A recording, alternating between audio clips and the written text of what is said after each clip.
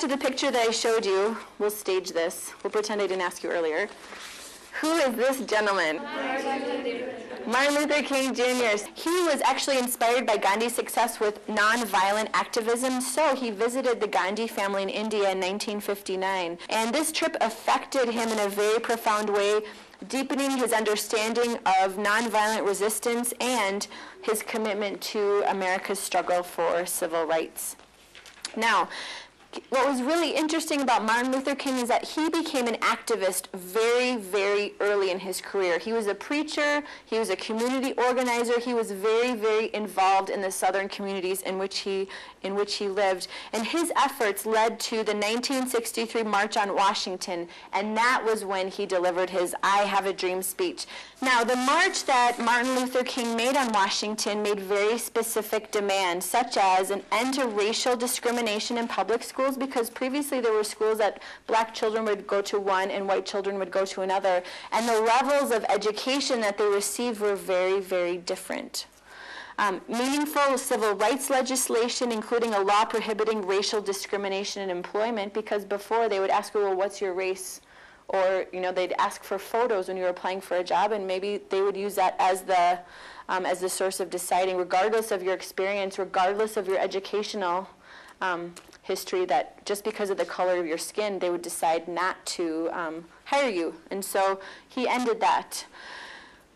The protection of civil rights workers from police brutality, and there were a lot of tensions regarding this march, but overall it was a resounding success. And there were more than 250,000 individuals from ethnicities. We talked about him being surrounded by not just African Americans, but by people of many different races. So about 250,000 people, which is amazing. At that time in 1963, the March on Washington was the largest gathering of protesters in Washington's history. This particular speech really, really electrified the crowd and made such a lasting impression on people who were gathered, and is regarded as one of the finest speeches in the history of American oratory. So it was after that speech, the very next year, in 1964, he became the youngest person ever to receive the Nobel Peace Prize. And he won the Nobel Peace Prize for his work to end racial segregation and racial discrimination through civil disobedience and other nonviolent means. Now, what eventually happened to Martin Luther King Jr.? He was assassinated. Yes, he was assassinated in 1968 in Memphis, Tennessee, and people grieved all over the world. So I would say the effects of Martin Luther King are still widespread in the ongoing struggle for civil rights for religious minorities, for women, and for gays. Barack Hussein Obama became the first black president of the United States, really because this struggle for civil rights is such a recent chapter of our history. People didn't really think it would be this possible this soon.